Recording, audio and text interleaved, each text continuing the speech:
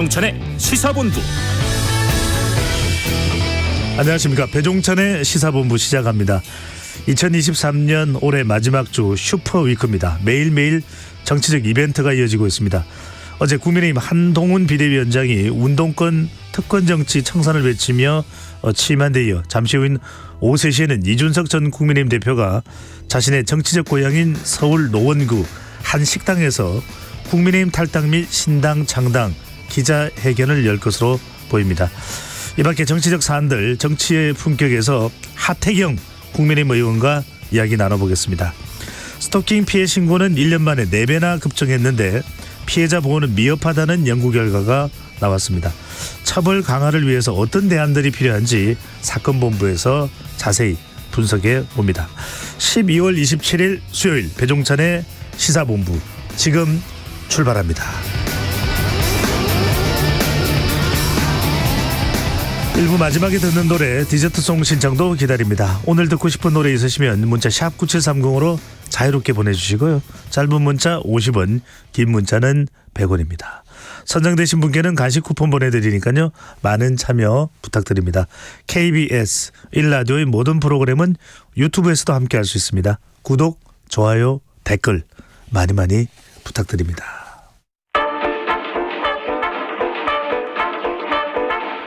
배종찬의 시사본부 한입뉴스. 오늘의 핵심 뉴스 한입에 정리하는 한입뉴스 조현정 시사평론가 심재민 시선뉴스 기자 두 분과 함께합니다. 어서 오십시오. 네, 안녕하세요. 네, 오늘은 뉴스 시작부터 조금 무거워집니다. 네. 안타까운 소식입니다.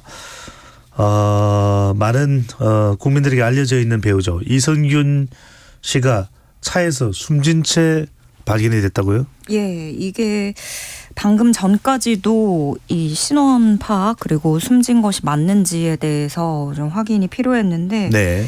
오늘 서울 종로구 한 공원에서 숨진 채 발견이 됐습니다. 경찰에 따르면 오늘 오전 10시 12분께 남편이 유서 같은 메모를 작성하고 집을 나섰다. 어제까지는 연락이 됐는데 차량도 없어졌다라는 112 신고가 접수가 됐고요. 이 신고를 받고 경찰이 수색에 나섰고 오전 10시 30분께 서울 종로구에 있는 와룡공원에서 해당 차량을 발견했습니다. 차량 안에 남성은 의식이 없는 상태였고 조수석에서는 번개탄 한 점이 발견됐습니다. 이 남성이 배우 이성균 씨로 확인이 된 것으로 경찰이 전했고요.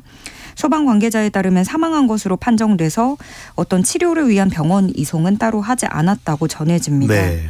아시다시피 이성균 씨 그 마약류 관리에 관한 법률상 대마 향정 혐의로 경찰 조사를 받아왔었죠. 그런데 어제는 오후에 또 변호인을 통해서 거짓말 탐지기 조사를 의뢰한다는 내용의 의견서를 인천경찰청 마약범죄수사계에 제출을 하기도 했었습니다. 그 문제가 되는 유흥업소 실장의 진술과 누구 주장의 신빙성이 있는지 이거를 거짓말 탐지기 조사로 판단해야 된다라는 입장을 펼쳤고 그러다가 또 유튜브에는 녹취가 공개되면서 파장을 일으키기도 했습니다. 네. 안타까운 소식입니다. 네. 자, 속보로 들어온 뉴스 배우 이성균 씨의 사망 소식을 전해드렸고요. 오늘 준비된 정치 현안으로 들어가 보겠습니다. 자, 오프닝에서도 말씀드렸는데 어제 국민의힘은 전국위원회를 열어 당 지도부의 비대위 전환 그리고 한동훈 비대위원장 임명이 의결이 됐습니다. 자, 가장 주목하는 것은 총선 불출마라고 봐야 되겠네요. 네, 맞습니다. 일단은 계속해서 젊은 피, X세대 정치인이다라는 프레임을 내세우고 있는 만큼 기존의 것들을 좀 바꾸고 쇄신하겠다는 일환으로 본인부터 이제 총선에 출마하지 않겠다 이렇게 밝힌 건데요. 실제로 이재명 대표는 반대로 본인이 직접 정치 총선에 뛰어드는 만큼 그것과 조금 다른 길을 가겠다라는 행보로 보이고요. 네. 일단 이러한 한 비대위원장의 선택이 어떻게 총선에서 주도권을 쥘 수 있느냐 없느냐는 향후에 어떻게 판가름 날지는 좀 지켜봐야 될 것 같습니다. 일단 당 내에서는 비대위원장부터가 총선에 출마하지 않고 쇄신을 외치고 있으니까 네. 혹시나 물갈이 바람이 불진 않을까 이런 우려까지 나오고 있는 상황이라 당내에서도 역시 젊은 피다라는 좀 좋게 보는 시각이 있는 반면에 우리마저도 조금 총선에서 어렵게 되지 않을까?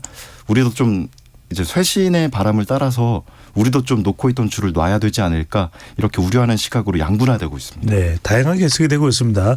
한동훈 비대위원장의 불출마 선언에 대해서 당내 중진들에게 누구든 교체 대상이 될 수 있다. 현역 공천과 관련한 파격적인 상황이 초래될 수 있다라는 메시지일 수도 있겠고 또 이재명 대표를 향한 또 메시지일 수도 있을 테고 또 대통령의 권력 누수 또 총선에 출마해서 당선이 되고 비대위원장이 만약에 총선 승리로 이끌 경우에 대통령을 향했던 권력이 자기에게로 넘어오는 것에 대한 우려를 차단하는 그런 것일 수도 있다고 하는데 자 취임사 이 수락 연설 내용도 좀 살펴볼까요? 앞으로 국회의원은 불체포 특권을 포기하는 사람에게만 공천할 것이고 나중에 약속을 어기는 사람은 즉시 출당 등 강력히 조치하겠다고 밝혔네요. 네.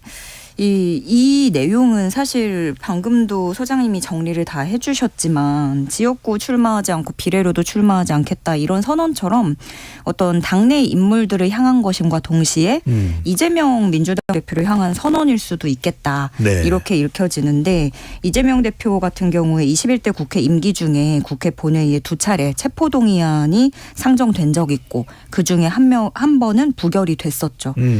실제로 한동훈 위원장은 우리는 이재명 대표의 민주당과 달라야 하지 않겠느냐라고 강조를 하기도 했습니다. 그러니까 뭐가 됐든 간에 비대위를 만들어야 된다는 목소리는 커지고 있고 또 공천 논란까지 내홍을 겪고 있는 민주당으로서는 어느 정도 긴장을 할 타이밍이 아닐까 싶고요. 그리고 또 한편으로는 수락연설 지분 대부분이 좀 야당을 위한 성토였다 보니까 워딩도 좀 셌어요. 폭주, 굴림, 숙주, 특권 정치, 운동권 전체주의. 이야기도 참 많이 나왔어요. 맞아요. 운동권 얘기 역시 좀 그동안 그 전에 이미 관측됐던 대로 네. 프레임을 86청산을 강조했습니다. 네, 구도를 그렇게 잡아가는 것 같아요. 그래서 이런 워딩을 보고 내용상을 보고 이제 뭐 기존 여의도 화법보다 훨씬 더 짙은 적대감을 드러냈다라는 평가도 있었고 또 어떤 매체에서는 야당을 대화와 협치의 상대로 여기지 않고 갈라치기를 했다라는 시각의 보도도 있기는 했습니다. 네. 민주당도 이 취임 일성으로 그동안의 국정운영 실패와 무능, 무책임에 대한 반성은 한마디 없이 제1야당 대표에 대해서 모독과 독설부터 내뱉었다. 나라를 어떻게 이끌어 나갈지 국민과 청년의 미래, 보수의 가치에 대해 논의도 모자랄 판에 개딸 전체주의와 싸우겠다는 게 말이 되냐면서 수준 미달이다. 이렇게 평가를 했습니다. 네. 그래서 여당 내에서도 사실 과연 이걸 중도에서 어떻게 바라볼지 요 우려하는 시각도 또 있더라고요. 구태의연한 정치에서 벗어나야 된다면서 걱정하는 목소리도 여당 내부에서도 나오는 것으로 전해졌습니다. 네. 하나하나씩 따져볼까요?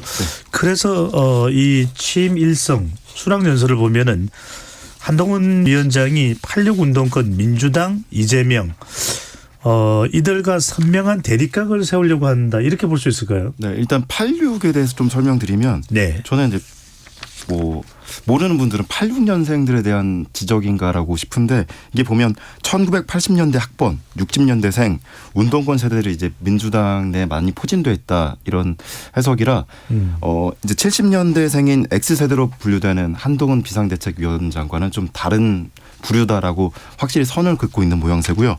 거기다가 이제 기존에는 저희가 진보다 보수다 이거 자체가 어떻게 보면 진보가 조금 영한 느낌이었고 보수가 올드한 느낌이었는데 이 프레임 자체를 바꾸려는 이 한 비상대책위원장의 어떤 회심의 한방들이지 않았나 싶습니다. 네. 프레임 전환 전략일 수도 있겠다. 네, 맞습니다. 그럼에도 불구하고 한 비대위원장 방금 전에 조윤정 평론가도 얘기했지만 우려하는 시선도 당 안팎에서 또 특히 이제 야당으로부터는 나오고 있네요. 네, 일단 민주당을 향해서 날선 비판을 했기 때문에 당내에서 잘했다라는 의견도 있었지만 협상과 타협을 해야 되는데 이것이 이제 부메랑이 돼서 총선 결과에 영향을 미칠 수도 있다. 이런 시각들도 많았고요. 검사 대 피해자 구도로 계속 몰고 가면 검찰 정치다 이런 비판들이 계속해서 기름 붓듯이 타오르지 않을까 이러한 우려들도 담겨 있는 것 같습니다. 네. 자, 검찰 대 86 간의 대결이다. 이런 구도로도 보는 시각도 있고요. 다양합니다. 자, 그런가 하면 한동훈 비대위원장의 첫 인선으로 봐야 될까요? 비서실장으로 김형동 의원을 임명했는데 주목하는 것은 네. 75년생인가요? 네, 맞습니다. 역시나 70년대생으로 꾸려졌고 김영동 의원이 경북 안동 예천을 지역구로 두고 있고 지금은 당 노동위원장을 맡고 있습니다. 경북 안동이면은 또 이재명 대표의 고향이기도 합니다. 그렇네요. 네, 그 한국노총에서 법조인으로 활동을 하다가 2020년 총선에서 출마하면서 국회에 입성을 한 인물인데요. 지난해 초에는 이준석 지도부 수석 대변인을 지냈고 김기현 지도부에서는 당 노동위원회 위원장으로 활동했습니다. 한동훈 비대위원장이 법무부 장관 재직 시절에 중점 추진했던 이민청 신설과 관련해서도 정부조직법 개정안을 대표 발의하면서 연을 맺기도 했는데 소장님이 딱 보자마자 말씀해 주신 대로 75년생이고 그러다 보니까 역시나 이 비대위원으로는 중수청, 그 중도 수도권 청년 표심을 잡을 7, 8, 9세대 70년대부터 90년대생을 아우르는 인사들을 대거 기용할 것이란 전망입니다. 또 하나의 특징은 법조인이기도 합니다. 네. 아니 이것도 어떻게 평가될지 전체적인 비대위원 인선은 29일로 예정돼 있는데 상당히 또 주목을 받고 있습니다. 자, 이번에는 21대 국회죠. 자, 신속한 민생법안 처리를 위해서 여야 정책수뇌부가 만나서 회의를 여는 2+2 협의체 회의가 지난 26일 열렸지만 빈손으로 끝이 나갔다고요? 네, 그 앞서 여야가 이전 2+2 협의체 회의에서 각 당이 신속 처리를 원하는 법안을 10개씩 뽑아서 공유를 했었습니다. 국민의힘은 예를 들어서 중대재해처벌법 개정안, 산업은행 부산 이전을 위한 산은법 개정안, 우주항공청 설치법, 개식용 금지법 등을 제시를 했었고요. 네. 민주당은 온라인 플랫폼법, 선보상 후구상을 위한 전세사기 피해 특별법 개정안, 이자 제한법, 지역사랑 상품권 이용 활성화법 등을 내놨습니다. 그런데 이양수 국민의힘 원내수석 부대표가 회의 시작 30분 만에 회의장을 나왔는데요. 기자들을 만난 자리에서는 오늘도 빈손으로 돌아가게 돼서 기대하신 국민들에게 진심으로 송구하다. 향후 일주일 동안 추가적으로 양당이 더 노력해서 다음 모임에서 분명한 결과를 내도록 최선을 다하겠다라고 밝혔고요. 뭐 협의가 잘 안 됐던 건가요? 그대로 그냥 뭐 빈손으로 나온 거죠. 회의 시작 30분 만에 나왔으니까요. 일단 이 결렬된 상황도 마찬가지로 여당은 민주당이 잘못했다. 민주당은 또 여당 문제 때문에 책임이 크다라고 또 공방을 벌이고 있는데요. 또 이것들이 또 어떻게 향후에 또 어떤 만남으로 얘기 나누지 못했던 것들이 좀 성사될 수 있을지는 좀 더 지켜봐야 될 것 그러니까 같습니다. 올해는 거의 시간이 다 가고 있습니다. 거의 다 끝나서. 근데 요게 원래 앞서서 이게 10개로 같이 얘기를 해보자 요랬던 거잖아요. 네. 근데 국민의힘은 그러니까 민주당이 2+2 협의체에서 얘기하자고 해놓고 일방적으로 강행 처리를 했다. 라는 주장을 펼치고 있는 거고 그렇지만 민주당은 아직 법사위에서 우리 합의 과정이 더 남아있고 논의가 얼마든지 또 가능하니까 앞으로 여야 간 입장을 조율할 수 있는 내용이다. 이렇게 반박을 했습니다. 그렇지만 당장 내일이 28일이라서 본회의가 이때 본회의가 진짜 뇌관으로 떠오르고 있기 때문에 여야 간의 관계는 더 경색될 것으로 보입니다. 네, 이번에는 국무회의로 가봅니다. 윤석열 대통령이 어제 이제 마지막 국무회의였습니다. 모두 발언을 했는데 저출산 문제를 특별히 강조를 했네요. 네, 그렇습니다. 일단은 뭐 네. 출산율이 0.7명으로 현저하게 낮은 상황이라서 네. 이 부분에 대해서 좀 강조를 하신 것 같고요. 그리고 저출산 문제는 참 복합적으로 교육 문제, 사회 문제, 여러 가지 복지 문제까지 껴들었기 때문에 좀 다방면으로 타파해보자라는 뜻에서 이런 말씀들을 하신 것 같습니다. 일단 어제 모두 발언에서 저출산 문제는 우리가 상황을 더욱 엄중하게 인식하고 원인과 대책에 대해 그동안은 좀 다른 차원의 고민을 해야 한다 이렇게 말했고요. 또 거기다가 좋은 정책들을 다 모은다고 해서 무조건 되는 게 아니라 부처 간의 협력이 중요하다. 이래서 여러 가지 발언 중에 부처마다의 가림막을 좀 해제하자 이런 식의 발언까지 한 걸로 나왔습니다. 네. 지금 또 이야기 들려오는 게 그 대통령 직속인 저출산 고령사회위원회가 그 현금 지원을 확대하는 방안을 검토 중인데 그럼 대표적으로는 그 육아휴직 급여를 월 상한액을 150만 원에서 200만 원까지 늘리겠다 이거예요. 그러면은 그 재정이 필요하잖아요. 네. 재원이 필요한데 저출산위가 그리는 그림은 지방교육재정 교부금하고 교육세 일부를 활용하는 방식입니다. 왜냐하면 지금 학생 수는 줄어들고 있는데 교육세는 꼬박꼬박 매년 들어오고 있거든요. 그래서 지금 좀 이 돈이 남는다는 걸 내부에서도 인지를 하고 있고 요걸 이렇게 활용을 하면 어떨까라는 계산이고 이런 방식으로는 연간 한 11조 원 끌어올 수 있겠다.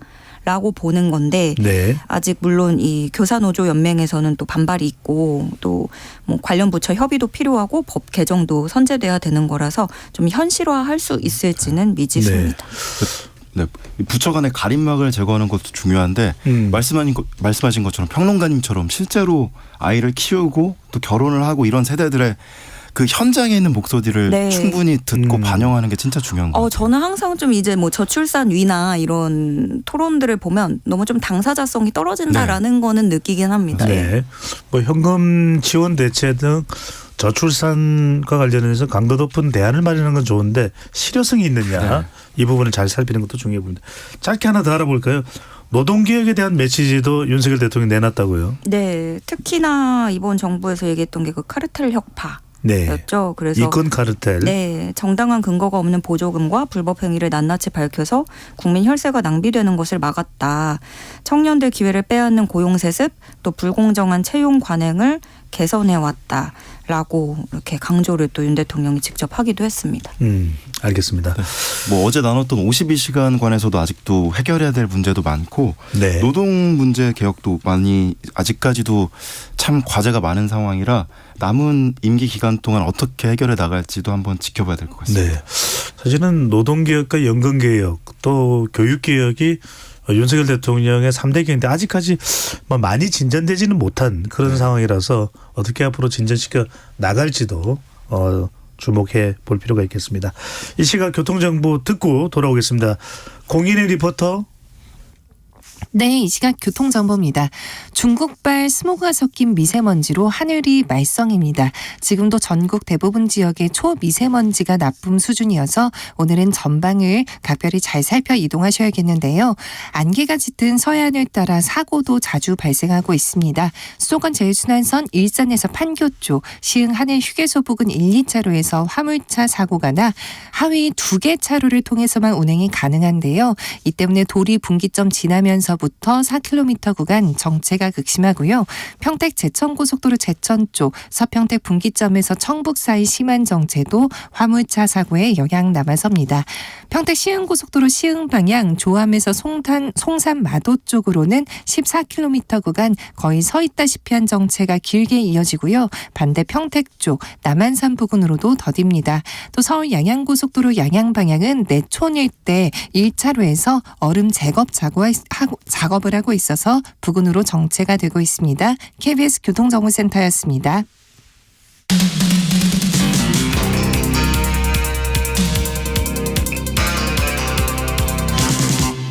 배종찬의 시사본부. 심재민 시선뉴스 기자, 조현정 시사평론가 두 분과 함께 한입뉴스 이어가겠습니다. 자, 정말 이번 주가 정치 슈퍼위크입니다. 네. 오늘 오후 3시에는 이준석 전 대표가 서울 노원구 상계동 본인의 뭐 고향이겠죠. 또 사실상 정치적 고향이기도 하고요. 한 고깃집에서 뭐 갈비탕집인가요? 네. 탈당 선언 기자회견을 연다고 공지를 했네요. 2시간 조금 더 남았네요. 네, 3시간 네. 안 남았네요. 역시나 서울 노원병 내에 위치한 식당이었습니다. 이준석 전 대표 측은 그 노원구에 있으면서 그 당원들과 자주 소통했던 곳이라면서 그 탈당이 정치적 의미가 크다 보니까 의미 있는 곳에서 하자는 취지에서 최종적으로 이곳으로 결정했다. 라고 설명했습니다. 또 이 전 대표 측에 따르면 그 창당 발기인 200명 이상의 오프라인 서명이 모여서 지금 창당 준비 절차가 진행 중이라고 하고요. 그 중앙당 창당을 위해서는 창당 발기인 200명 이상의 창준위를 결성한 뒤에 5개 이상 시도에서 각각 당원 1000명 이상을 모아서 시도당을 만들어야 되는데 이 전 대표의 창당 마무리 시점은 다음 달 중순쯤으로 예상이 되고 있고요. 그런가 하면 또 여기서 좀 한동훈 위원장 다시 좀 소환을 하면 네.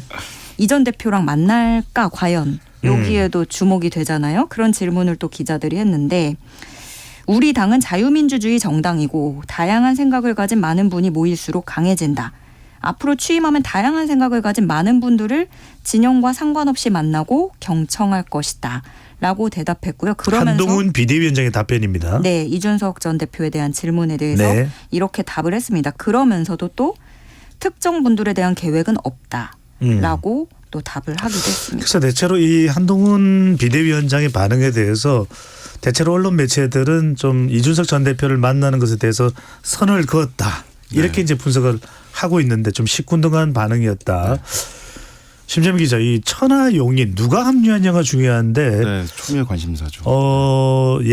예상했던 대로 이미 이제 예고됐던 대로 김용태 전 청년 최고위원만 제외하고는 개별적으로 합류를 하는 겁니까? 네, 일단 가시적으로는 합류하는 것처럼 보이고요. 말씀하신 것처럼 최측근이었던 김용태 전 최고위원은 일단 당에 남겠다라고 선을 그은 바가 있고요. 네. 그 외 천하인 이 천하람, 허은하, 이기인 이 인물들은 아직까지는 정확하게 거취를 얘기하지는 않았지만 이 관계자들은 세 사람이 신당에 함께하는 것으로 알고 있다 이렇게 얘기들을 하고 있습니다. 네. 네. 하지만 아직까지 이렇다 할 합류 움직임은 보이지 않고요.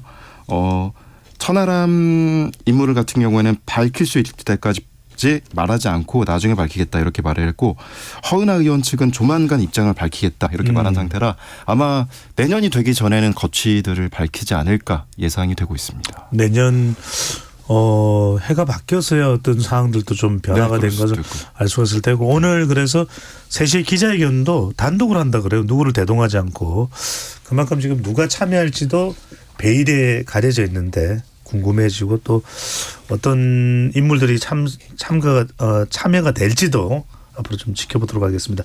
민주당으로 가봅니다. 류희림 방송통신심의위원장이 가족과 지인을 동원해서 특정 언론 보도의 심의 민원을 청부했다는 의혹이 불거졌네요. 야당은 사퇴하면서 공세를 펴고 있는데 어떤 내용입니까? 예, 이게 지난 23일에 국민권익위원회에 익명으로 부패 신고서가 제출됐습니다. 류희림 방통위원장이 자신의 사적 이해관계자로 추정되는 민원 심의에 참여를 했고 이해충돌방지법 위반 등의 의혹이 있다는 내용입니다. 류 위원장의 가족과 지인으로 추정되는 인물들이 지난해 3월 뉴스타파 인용 보도에 관한 민원을 무더기로 제기했다는 건데 류 위원장의 동생과 아들로 추정되는 가족이 최소 7건이었고 류 위원장이 공동대표를 지냈던 미디어 연대의 공동대표가 3건을 제기했다. 이런 거고요. 이 익명의 제보자의 주장에 따르면 60여 명이 제기한 160여 건의 민원 가운데 절반 이상이 류희림 위원장과 직간접적으로 사적 이해관계에 얽힌 것으로 추정된다라는 주장입니다. 이런 의혹이 불거지면서 방통위 안에서도 옥시찬, 윤성옥, 김유진 등 위원 3명은 입장문을 내고 류 위원장이 사죄하고 하루속히 사퇴할 것을 촉구하고 나섰습니다. 이들이 주장하는 건 이제 이로써 류 위원장이 참여한 모든 시민은 의심받을 수 없게 됐고 제재기구로서의 방심위 권위는 추락했다라는 지적입니다. 여기에 야당도 가세하고 나섰는데요. 민주당은 류희림 위원장의 가족과 지인이 제기한 민원은 공교롭게도 이동관 방통위원장이 김만배 신앙립 녹취록 보도에 대해서 엄중 조처하겠다고 말한 직후에 쏟아졌다. 이런 부분을 비판을 했고요. 그러면서 이후에 방심위가 이런 뉴스타파 보도를 인용한 방송사들에게 최고 수위 징계를 내렸다. 라고도 이제 덧붙였습니다. 네. 반면에 국민의힘 입장은 이 공익제보자가 법적 처벌을 받아야 된다는 주장입니다. 그러니까 공익신고서를 익명으로 접수하는 모양새를 취했다고 해서 방심위 내부에서 정보를 유출했다는 범죄 혐의가 소멸될 수 없다고 주장을 하고 있는 겁니다. 그래서 국민의힘 미디어 법률단은 오늘 오전 성명을 통해서 방심위 민원인 정보를 유출한 성명불상의 방심위 직원을 개인정보보호법 위반 혐의로 검찰에 고발할 방침이라고 밝혔습니다. 네. 하여튼간에 지금도 논란이 불거졌는데 정확하게 진상규명부터 좀 이루어져야 되겠군요. 자, 이번에는 5.18 진상규명조사위로 가봅니다. 어제 바로 26일이었죠. 조사활동을 모두 종료를 했다고요? 네, 맞습니다. 5.18 민주화운동 진상규명조사위원회가 지난 26일 어제 공식 조사활동을 종료했습니다. 네, 이날 제116차 전원위원회를 마지막으로 조사활동을 마무리하고 전원위에서 심의 의결한 사안을 바탕으로 국가보고서를 작성하는 절차에 돌입했습니다.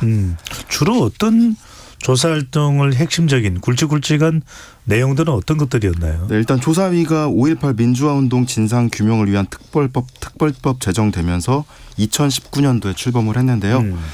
그해 12월부터 4년 동안 5.18 발포 명령자 규명, 행방불명자 소재, 집단 학살 사건 등을 조사해왔고 여러 가지 뭐 보도된 바도 있는데 다만 활동을 종료하면서 이 내부적으로 조사가 좀 미비하지 않았나 이런 비판의 시각들도 나오고 있습니다. 근데 이제 그 조사 미비도 그렇지만 조사 활동 내용에 대해서도 좀 지적이 이어졌다면서요? 네, 맞습니다. 임무가 종료됐던 지난 26일 이 비상임의 위인이었던 한 사람은 조사 과제 중에 진상규명 불능 판정이 내려진 것이 다수였다며 그 원인으로 조사를 부실하게 한 사례가 여럿 있었다며 비판했습니다.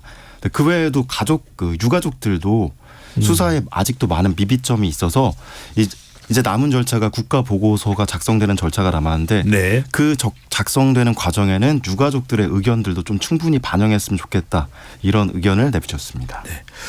자, 부동산 관련해서 세입자 또 집주인 관계에서 여러 가지 복잡한 법률적인 문제들이 많은데 관련한 대법원 판단이 나왔습니다. 법원 판단이 나왔는데 집주인이 실거주를 이유로 세입자의 임대차 계약 연장을 거절하려면 집주인이 스스로 실거주 사실을 증명해야 한다는 법원 판단이 나왔네요. 네, 그렇습니다. 보통은 이제 집주인이 세를 내주고 나서 네. 살고 있다가 이제 우리가 이 집에 들어와서 살려고 한다. 그렇죠. 라면서 이제 나가죠. 나가야 되는 경우가 많았잖아요. 네. 그런데 대법원 2부가 이번에 한 집주인이 전세 세입자를 상대로 낸 건물 인도 소송에서 집주인의 계약갱신 거절이 정당했다는 원심을 깨고 사건을 서울중앙지법으로 돌려보냈습니다. 재판부는 집주인과 그 가족이 실제로 거주하려고 이유를 들어서 계약 연장을 거절했다면 이것을 집주인이 증명해야 한다고 판단했습니다. 사실 이런 경우가 있을 것 같아요. 집주인이 들어갈 테니까 세입자에게 나가달라. 네. 근데 실제로는 안 들어오고 다른 사람에게 또 세를 주는 네. 임대를 주는 그런 경우들이 생기게 되는데 그러면은 사실 큰 곤란을 겪게 되잖아요. 그렇죠. 기존의 이제 세입자가. 난데없이 나가야 되는 분들을 또 보호하기 위해서는 날벼락이죠. 네, 그래서 이게 반응이 좀 크게 엇갈리고 있어요. 왜냐하면 분명히 그런 거를 보호해야 된다라면서 반기는 그런 분위기도 있고 또 반면에 어차피 그렇게 세 주고 또 그런 사람들 중에는 여러 가지 사각지대를 또 이용해서 하는데 그러면 임차인만 또 불리해지는 것도 복잡해지는 게 아니냐 이런 회의적인 시선도 있고요. 그걸 또 증명을 해야 되냐 혹은 정말 실거주할 거면 증명할 수 있는 거 아니냐 이렇게 의견이 크게 엇갈리는데 네. 대법원이 이번에 좀 기준을 새롭게 제시한 게 눈에 띕니다. 실거주 여부를 판단하는 기준에 좀 새롭게 적시를 해놨는데요. 네. 어떤 집주인의 그런 직장이나 학교 이런 사회적 환경과 실거주 의사를 가지게 된 경위 예를 들어서 자녀가 이 앞에 학교를 다녀야 된다라든가 이런 건데요. 그런 걸 살펴야 되고 정말 살려고 오는 게 맞냐? 네. 이걸 증명하라 근거 있게 이야기네요. 거기에다가요. 계약갱신 요구를 거절한 전후에 혹시 집주인과 임차인의 그 언쟁이 있었는지 사이가 틀어진 건 아닌지 이런 부분도 보라고 적시했습니다. 네. 자, 그것도 또 확인하는 게 참 쉽지는 않을 것 같다는 생각이 들긴 하는데 어쨌거나 잘 또 그런 좀 약자를 보호할 수 있는 또 제도가 있어야 되겠죠. 네, 전세금 사기도 그렇고 이번 문제도 그렇고 좀 두텁게 보호해야 될 여러 가지 안들이 마련돼야 될 것 같습니다. 네, 맞습니다. 하나만 더 알아볼까요?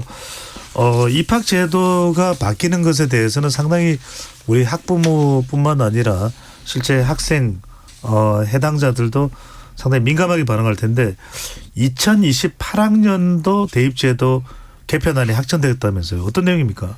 이게 과목별로 굉장히 또 복잡해서 남은 시간 동안 설명드리기에는 많이 간단하게 부족할 수 중요한 있는데 내용 위주로 말씀 주시면요. 가장 골자라고 해야 될까요? 눈에 띄는 건 심화 미적분과 기하가 수능에서 빠진다는 거예요. 이게 예전에 7차 교육과정 때 한번 빠졌었는데 미적분이 그러다가 좀 문제가 돼서 다시 집어넣었거든요. 네. 그러는데 이번에 이게 미적분과 기하를 뺀다. 물론 심화 미적분이긴 합니다.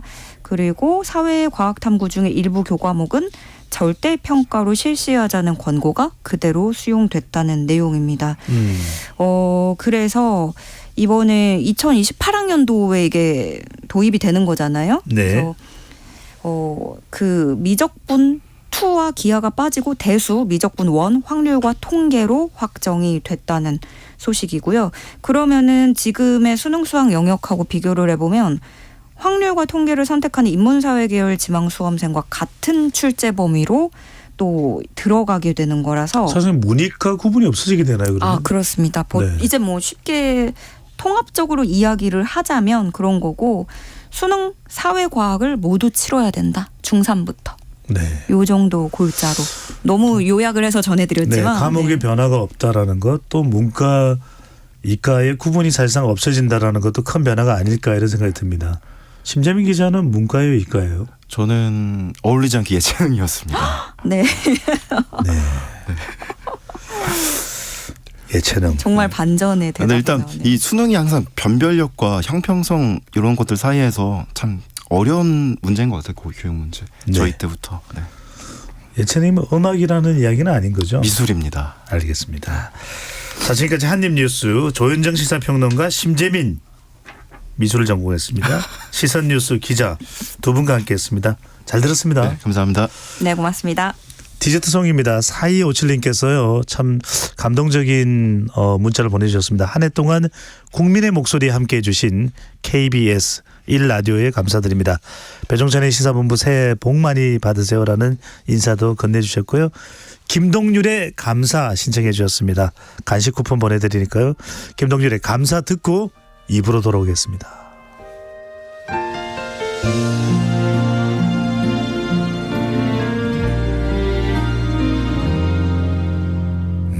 눈부신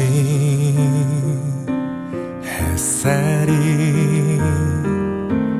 오늘도 나를 감싸며 살아있음을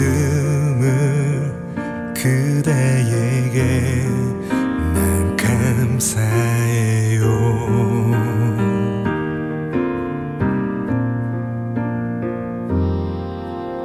부족한 내 마음이 누구에게 힘이 될 줄은 그것만으로 그대에게 난 감사해요.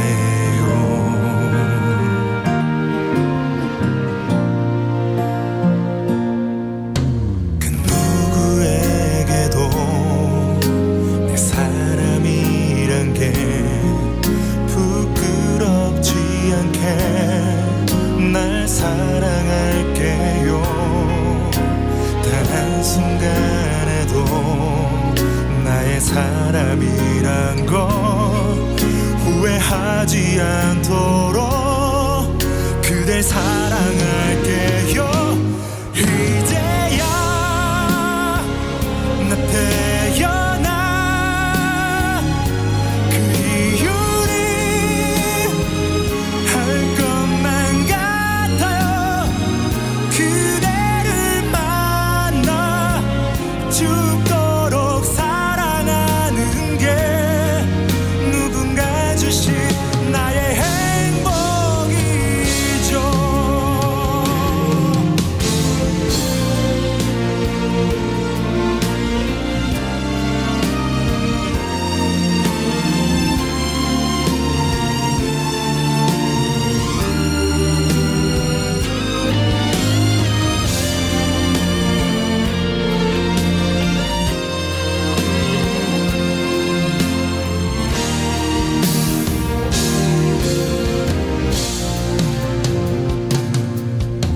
그 어디에서도 나의 사람인 걸 잊을 수 없도록 늘 함께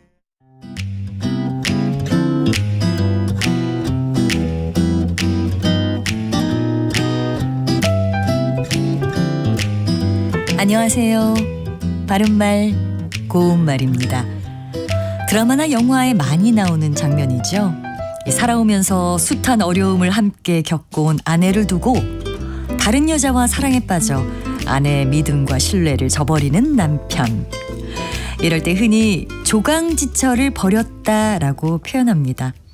조강지처에서 조강은 지게미 조자에 쌀겨 강자를 씁니다.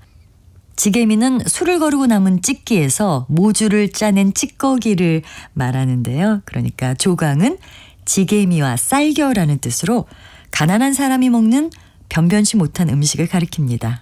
따라서 조강지처란 말은 지게미와 쌀겨로 끼니를 이을 때 아내라는 뜻으로 몹시 가난하고 천할 때 고생을 함께 겪어온 아내를 이르는 말입니다. 그래서 오늘은 이 지게미처럼 어떤 것에서 나온 찌꺼기를 가리키는 표현 몇 가지 소개할까 합니다. 먼저 곡식 따위를 빻아 채 쳐서 가루를 내고 남은 찌꺼기를 무거리라고 하고요. 쌀을 빻아서 가루를 내고 남은 찌꺼기는 쌀무거리입니다. 그리고 밀기울은 밀을 빻아 채로 쳐서 남은 찌꺼기를 말하는데요. 여기서 기울은 밀이나 귀리 따위의 가루를 쳐내고 남은 속껍질을 뜻합니다. 또 물고기의 먹이나 거름으로 쓰이는 들깻묵은 들기름을 짜내고 남은 찌꺼기를 말합니다. 바른말 고운말 아나운서 변희영이었습니다.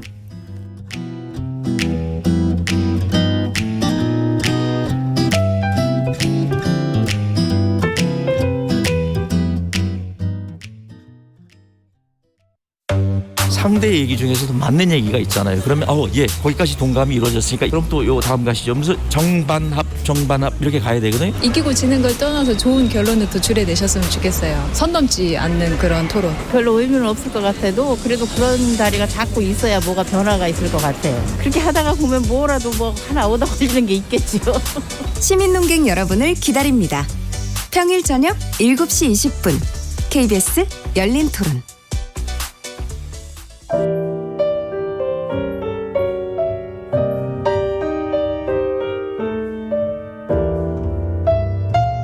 내일의 품격, 김성환의 시사야에서 챙겨가세요. 하루를 마무리하는 시간 꺼내보는 당신의 지식 창고. KBS 일라디오 김성환의 시사야. 평일 밤 10시 5분 여러분을 찾아갑니다.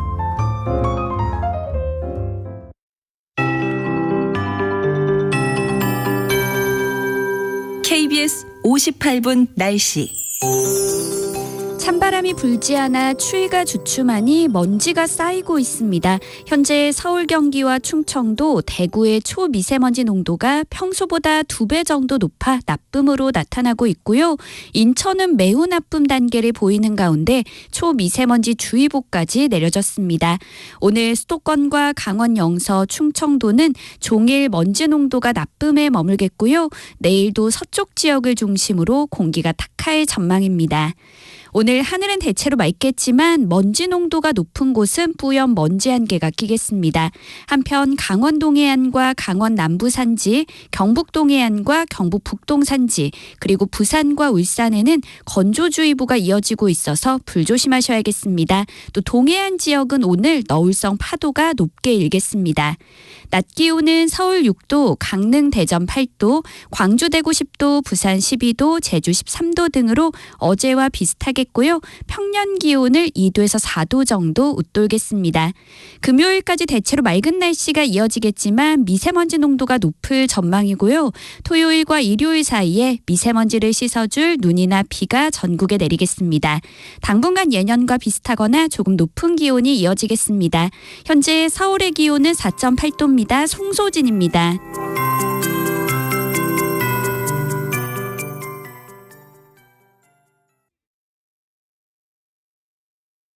정성을 다하는 국민의 방송 KBS가 한시를 알려드립니다. AM 711kHz, FM 97.3MHz, KBS 일라디오입니다. HLKA.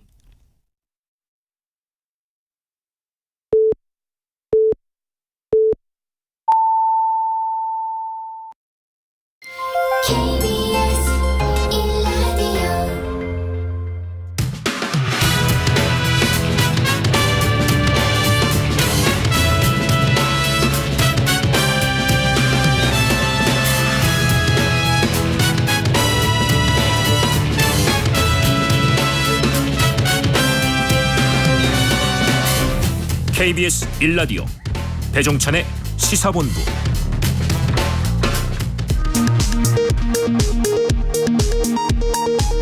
이 시각 라디오 정보센터 뉴스입니다. 마약 투약 혐의로 경찰 조사를 받던 배우 이선균 씨가 오늘 오전 서울 종로구의 한 공원에서 숨진 채 발견됐습니다.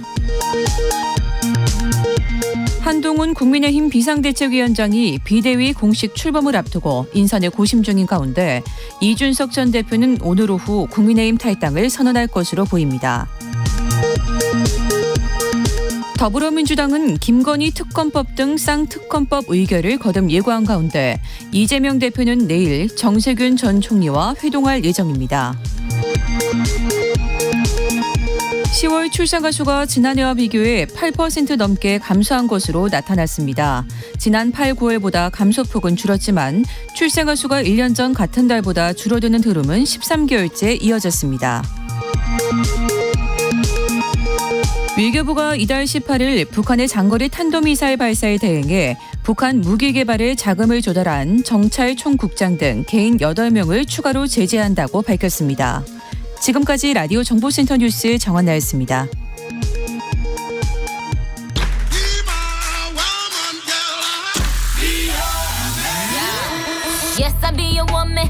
인터넷에서 화제가 된 뉴스를 다뤄보는 스트레이트 뉴스 파이터 시간입니다. 박지원 뉴스캐스터와 함께합니다. 어서 오세요. 안녕하세요. 날씨가 좀 풀린 것 같아요. 네, 좀 따뜻해진 것 같습니다. 네, 그나마 요즘에 추운 날씨에 뭐 노수 가시는 분들 또 난방 취약층들이 상당히 또 어렵다는 이야기를 듣는데 그나마 좀 날씨가 풀려서 다행스러운데 또 추워질 수 있으니까요. 자, 오늘 주제가 바로 사회적 약자들에 대한 이야기 좀 나눠보도록 하겠습니다. 첫 번째 주제는 내복 차림으로 울고 있는 4살 아이를 보호하고 부모에게 무사히 돌려보낸 아파트 주민의 따뜻한 사연이 전해졌습니다. 자, 훈훈한 소식이네요. 네, 날씨도 마침 조금씩 따뜻해지고 있어서 훈훈한 소식으로 첫 번째 이야기를 준비를 해봤습니다. 25일 날 온라인 커뮤니티에 올라온 글인데요. 제목이 네. 따뜻한 크리스마스 소식 공유합니다라는 제목입니다. 글쓴이의 부모는 크리스마스 이브 새벽에 집에 들어오시는 길에 내복 차림으로 울고 있는 아이를 발견합니다.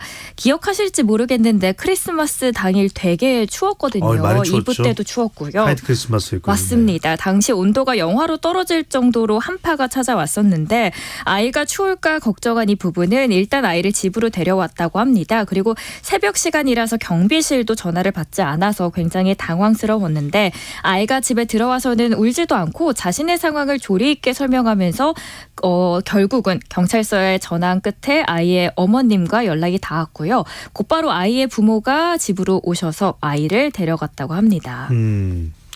아이의 부모가 아이만 데려갔으면 그냥 뭐 잘했다 정도일 텐데 그 이후에 또 어떤 내용들이 있었기에 또 미담으로 또 이야기가 되고 있네요. 네, 여기서 이야기가 끝이 나지 않았습니다. 날이 이후에 밝자 아이의 부모는 글쓴이의 집을 다시 찾아가서 감사 인사를 전하면서 카드와 케이크를 선물로 건네온 겁니다. 네. 그리고 거기에는 아이가 직접 그린 그림과 편지가 있었는데요. 아이가 추운 겨울밤 혼자 집을 나간 사실을 알고 저희 가족이 얼마나 놀랍고 두려웠는지 모르겠는데 요즘 같은 아파트 시대에는 옆집에 사실 누가 있는지도 모르고 살아가는데 이런 계기로나마 작은 단지 내에 따뜻한 이웃분들이 계신다라는 사실을 실감했다라고 하면서 감사의 인사를 전했습니다. 누리꾼들도 이 글을 접하면서 크리스마스의 기적이다. 아이를 맡아준 것도 그리고 고마움을 전하러 온 것도 모두 멋진 사람들이다. 저게 진정한 명품 아파트다라는 반응들을 보이고 있습니다. 2022년에 지역사회 관련 인식조사를 실시를 해봤는데요. 전체 응답자 한 10명 중 8명이 이웃과 인사 이상의 교류를 나누지 않는다라고 응답을 했습니다. 다만 그래도 다행인 건 이웃에게 위급한 상황이 만약에 발생한다면 기꺼이 도와줄 수 있을 것 같다라는 응답도 80%가 넘는 것으로 나타났습니다. 네. 참 뭐 인사 이상의 관계를 가진다는 게 쉽지는 않습니다. 그렇죠, 그렇게 되면 좋겠지만 그래도 서로 따뜻한 인사라도 엘리베이터 내에서 또 아파트 내에서 서로 나누면 좋겠다는 생각이 듭니다. 두 번째 주제입니다. 로또에 당첨되고도 찾아가지 않은 돈이 최근 10년 동안 4,500억 원이 쌓여 있다고 하는데 당첨이 됐는데 안 찾아갔다고요? 네, 맞습니다. 만약에 오늘 저녁 소장님께서 이제 퇴근길에 복권 판매점에 들려서 로또 복권 한 장을 구매하신다라고 하면은 이 복권이 1등에 당첨될 확률 얼마나 되실 거라고 보십니까? 제로죠. 거의 전부 되는 걸 못 봤어요. 뭘 사도 안 돼. 거의 그렇죠. 근데 네. 45개 번호 가운데 6개를 정확히 맞힐 확률 대략적으로 814만 5천분의 1 정도라고 합니다. 저보고 그냥 밥을 굶으라 그러세요. 맞습니다. 소장님만의 문제는 아니고요. 사실 여러 장을 사면 확률이 조금 더 올라가겠지만 사실 814만 분의 1이라는 확률이 거의 불가능에 가까운 숫자처럼 느껴지기는 하죠. 그런데 이렇게 일생에 한 번 올까 말까 한 확률, 아니 주변에 뭐 지인의 지인까지 당첨된 사람을 안다는 얘기조차도 듣기 어려울 희박한 확률이 불가능에 가까운 행운을 거머쥐고도 정작 당첨금을 찾아가지 않은 사람들이 생각보다 많다고 합니다. 네. 최근에 10년치의 로또 당첨금의 미수령분 데이터를 분석해 봤더니 1등에 당첨되고도 당첨금을 찾아가지 않은 분들은 몇 명일 것 같으신가요? 글쎄 한두 명 정도 되지 않을까요? 무려 29분이나 됐고요. 네? 액수로는 더 놀랐습니다. 609억 원, 1인당 평균적으로 21억 원에 달하는 거액의 당첨금을 고스란히 허공으로 날리게 된 겁니다. 21억 원요? 맞습니다. 아니 이걸 놓치고 까먹는다는 것이 도저히 이해가 안 되는데 그렇죠. 혹시라도 그러면 지금이라도 알면 또 찾아가는 분들이 계실 것 같은데 당첨금의 소멸시효는 언제까지인가요? 복권 당첨금의 소멸시효는 지급 개시일로부터 1년이기 때문에 이 기간에 찾아가지 않는 돈은 복권 기금으로 귀속이 되고요. 말 그대로 없던 일이 됩니다. 그리고 2등은 더 많습니다. 최근에 네. 10년 사이에 약 280분이 찾아가지 않았고요. 기금에 귀속됐고 그 금액은 한 156억 원에 달합니다. 갑자기 아무리 이해를 하려도 이해가 안 되는데 자 그러면 확인 안 한 로또가 있으면 꺼내서 좀 확인을 해봐도 될 거 아닙니까? 그러면 확인 여부, 당첨된지 여부를 알 수 있을 거예요. 물론 이제 소멸시효가 지났다면 못 돌려받는 거죠. 그렇죠. 네. 사실 뭐 왜 안 찾아가시나 의문이 들 수도 있는데 일단 저희가 누가 안 찾아갔는지는 알 수가 없으니 물어볼 수는 없지만 그래도 복권을 구매한 뒤 무심코 이를 잊고 지냈거나 선물을 받고 벌어둔 경우를 추정해 볼 수 있고요. 네. 정말 안타까운 일이지만 정작 당사자는 안타까운 일을 겪었는지 자체를 모르는 경우가 대부분일 듯합니다. 그리고 최근에 10년 사이에 전체 로또 미수령금 귀속분은 모두 합쳐보니까 한 4,490억 원이었고요. 미수령 금액이 가장 많은 건 역시 5등이었는데 당첨금 5천 원이 전체 65%를 차지를 하고 있습니다. 그래서 라디오를 듣고 계시는 청취자분들께서도 혹시나 책상에 서랍이나 승용차 보관함, 외투 주머니에 있고 혹시라도 방치해둔 로또 복권이 없는지 한 번쯤 찾아보시길 권해드리고요. 혹시 네. 아나요? 올해가 가기 전에 행운의 산타가 찾아올지도요. 그러니까요. 꼭 그런 일 있으면 좀 연락 좀 주시면 좋을 것 같고 저는 뭐 로또 10번 100번 쳐다봐도 당첨이 아니더라고요. 혹시 모르죠. 오늘 가시는 길에 퇴근길에 한 장. 마법으로 숫자가 바뀌어 있을까요? 기원하겠습니다. 자, 물가도 올라가는데 이제 대학들이 내년 등록금을 올해보다 더 올린다는 이야기가 나오네요. 26일 교육부가 공고한 내용인데요. 내년 등록금 인상 법정 한도가 5.64%로 결정이 됐습니다. 올해보다도 한 1.79%포인트 오른 건데 대학 등록금 인상 한도가 5%가 된 거는 12년 만이고요. 그리고 정부가 등록금의 인상 상한을 공고한 이후로는 13년 만에 최고치인 겁니다. 인상 한도가 2022년도에 1.65%로 1%대로 기록을 했는데 고물가의 영향으로 인해서 2023년 그러니까 작년에도 4.05%로 상승을 했고요. 지금 고등교육법을 보면은 대학 등록금 인상률은 직전에 이 세계 연도의 평균 소비자 물가 상승률의 1.5배를 초과해서는 안 됩니다. 그러면 2024학년도에 등록금 인상 한도를 정하는 기준이 2021년, 2022년, 2023년이 되겠죠. 이게 2021년부터 2023년의 평균 소비자 물가 상승률은 3.76%였던 걸 감안했을 때 5.64%로 결정이 된 겁니다. 그렇군요. 한때는 반값 등록금 이야기도 있었는데 왜 이렇게 등록금이 올라가나 참 걱정들이 많으실 것 같습니다. 그렇죠. 자, 이 한 뉴스 더 살펴볼까요? 2023년 마지막 날, 자 올해의 마지막 날입니다. 보신각 주변에서 재해 종소리가 함께 울릴 텐데, 자 많은 분들이 관심을 모으는 게 지름 12m 규모의 자정의 태양이 떠오른다고 지금 대대적으로 홍보가 되고 있습니다. 뭡니까? 올해 마지막과 2024년 시작을 알리는 타종 시각인 자정이에요. 세종대로 사거리에 설치되는 자정의 태양이 한밤중 어둠이 걷히고 해가 뜨는 여명의 순간을 연출할 예정입니다. 서울시가 보신각 종소리가 들리기 시작하면은 세종대로에서 가장 빠른 일출이 시작되는 장면을 선보여서 네. 희망의 메시지를 전 세계적으로 전파하겠다라고 전했고요. 타종 전에는 오후 11시부터 한 40분 동안은 옆에 특설 무대에서 퓨전 국악 그룹의 음악들도 선보여지고요. 이 외에도 팝송 등 여러 퍼포먼스도 예정되어 있다고 합니다. 네, 사회적으로 좀 기억해야 될 그런 인물들 함께 또 보신각 타종이 진행이 된다고 하니까요. 아 정말 많은 분들이 관심을 가질 만한 그런 또 구성입니다. 지름 12m 규모 자정의 태양. 과연 근데 많이 붐빌 것 같아요. 사람도 많을 것으로 예상이 되고요. 그만큼 또 안전 수칙도 유의해 주시길 바라겠습니다. 네, 안전지킴이. 네. 지금까지 박지원 뉴스캐스터와 함께했습니다. 잘 들었습니다. 따뜻한 하루 되세요.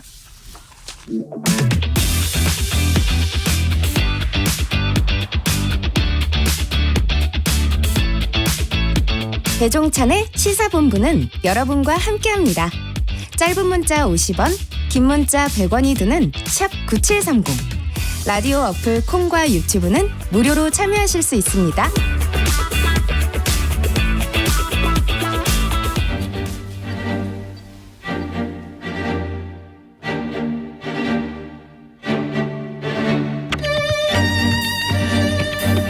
정치의 품격 시간입니다. 하태경 국민의힘 의원과 함께하겠습니다. 어서 오십시오. 예, 반갑습니다. 네. 시작하기 전에 나 그 볼펜 남는 거 있어 하나 좀 빌려주세요. 네네.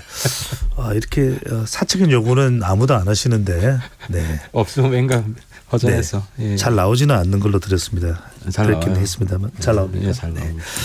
자, 뭐 계속해서 제가 어느 방송을 가든 하태경 국민의힘 의원 이렇게 또 홍보를 해드리는데 만족하십니까? 아 좋죠. 뭐 저는 이제도 그 별명은 오래돼서 네. 뭐 제 몸 같고 지금 이제 몇 년 됐나 한 6, 7년 되는 것 같은데요. 예. 자, 그래서 국민의힘 내부에서도 그렇고 방송 쪽에서도 그렇고 하태경인데 더 핫한 사람이 등장한 거 아니냐. 한동훈 비대위원장이 등장했습니다. 자, 수락연설 첫 일성이 불출마하겠습니다. 지금 당내 반응은 어떻습니까? 한동훈 비대위원장 대해서 환호합니까? 여전히 아직도 우려의 목소리가 강한 편입니까? 어떻습니까? 그러니까 사실 한동훈도 이제 세대가 좀 다르잖아요. 예. 그리고 지금 이제 한동훈식 정치가 어떻게 좀 펼쳐질지 저도 관심 있게 유심히 보고 있는데 사실 여의도 문법에는 맞지 않아요. 불출마하는 게 지역구나 비례나 안 나오는 게 맞지는 않은데 그래서 지금 이것도 일종의 여의도 문법을 탈피한 국민 문법에 입각한 어떤 선택이라고 보여집니다. 한동훈 본인 생각으로는. 근데 국민들은 좋아하는 것 같아요. 그러니까 어쨌든 다 내려놓고 마음을 비우고 국가와 당을 위해서 내가 헌신하겠다. 사심이 끼어 있지 않다. 이렇게 이제 생각하시는 것 같고 또 이재명 대표와 그런 점에서 좀 대비가 되는 것 같고 이재명 대표는 어떻게든 뭐 의원직뿐만 아니라 대표직도 유지하면서 자기 방탄도 하고 뭐 재판도 지연시키고 이런 식으로 당과 국회의원이라는 공적 자리를 사익을 위해서 굉장히 악용해 왔고 앞으로도 악용할 것 같고 이런 거 하고는 좀 선명하게 좀 좀 대입이 되잖아요. 네. 구별이 되고. 그래서 한동훈식 국민문법으로는 불출마하는 게 상당히 좀 뭐 반응이 좋을 것 같다. 네. 그런 생각이 듭니다. 국민 여론에는 상당히 긍정적이고 호응이 있을 것이다 이렇게 말씀하셨는데 좀 따져보겠습니다. 유승민 전 대표, 전 의원의 경우에는 한동훈 위원장이 불출마할 일이 아니라 험지 출마를 했어야 됐다. 이런 의견에 대해서는 어떻게 보십니까? 이제 뭐 여의도 문법으로는 그렇게 볼 수도 있죠. 네. 제 주변에서도 이제 그런 의견 이야기하는 분들이 많이 있었고, 근데 사실 이제 업무상으로 보면 이제 어려운 지역에 가면 그 지역구에 올인해야 되거든요. 이제 그러면 사실 비대위원장 역할이나 선거 전체를 이끌어가기에는 좀 쉽지가 않고, 그래서 저는 이제 지역구 출마보다는 이제 비대로 가야 된다. 굳이 자기가 쉽게 배지를 얻으려고 비대 가는 게 아니라면 후순위로 비례 후순위로 하는 게 좋겠다. 네, 한 20번 정도. 네, 그런 이야기를 했는데 사실 지금 비례도 좀 애매하잖아요. 어떤 비례가 될지. 이제 우리 당은 이제 옛날 비례 하지만 권역별 병립형 이야기를 하고 있고, 네. 민주당은 아직도 합의가 안 돼서 지금 내부 의견 차이가 있고, 뭐 이런 상황에서 이제 비례 제도가 확정될 때까지 기다리면 또 하세월일 것 같고, 그래서 자기가 먼저 선제적으로 뭐 불출마 카드를 그것까지 고려해서 뭐 꺼낸 것 같아요. 네. 몇 가지 좀 따져보겠습니다. 한 비대위원장이 취임하자마자 불출마를 이야기한 것은 이번 총선 공천의 영남 중진 현역 피바람이 불 거다 이런 예고가 아니냐 이런 이야기도 나옵니다. 별 상관없는 것 같아요. 왜냐하면 본인이 이제 이기는 공천, 네. 이기는 게 제일 중요하잖아요. 그래서 경쟁력 중심으로 볼 것 같고, 이제 우리 당 내에서도 그렇고 외부에서도 그렇고, 뭐 특히 이번에 이제 전 대표 뭐 사퇴 과정에서 보면 중진보다 초선이 더 문제가 아니냐, 뭐 이런 이야기가 또 많이 나왔잖아요. 네. 그래서 그때 뭐 18명 초선 연판장, 뭐 제2의 나경원 연판장, 뭐 이번에 하태경 연판장, 뭐 이런 식으로 나왔는데. 하태경 연판장도 있습니까? 그게 뭐 저를 공격하는 게 내용이었죠. 그러니까 초선들이. 근데 이제 그런 걸 보면 이제 그런 과정에서 중진 중에서도 혁신적인 사람들이 있고, 사실 이제 지금 한동훈 체제로 바뀌는 데 있어서 대표가 사퇴해야 된다는 목소리를 냈던 사람들 전부 다 초선이 아닙니다. 전부 다. 그 사람들 제가 이제 사퇴 쪽에 이제 목소리를 낸 분들. 그러고 보니까 김기현 전 대표를 사퇴하라고 주장했던 사람들 대체로 중진들이 많네요. 그렇죠. 초선은 아니고 뭐 재선부터 네. 뭐 한 5선 뭐 이렇게까지. 이제 그분들이 어떻게 보면 혁신의 편에 섰던 거죠. 지금 우리 당 혁신 과정에서. 그리고 오히려 초선들은 이제 반혁신 편에 섰던 것이고, 그래서 뭐 초선은 프레시하고 뭐 중진은 올드하다, 뭐 이런 이분법은 지금 우리 당 현실과는 맞지 않는 것 같습니다. 그래서 그럼에도 불구하고 현역 교체 비율은 상당히 한 비대위원장의 태세로 볼 때는 커질 수밖에 없을 것으로 봐야 될까요? 어떻게 이제 봐야 될까요?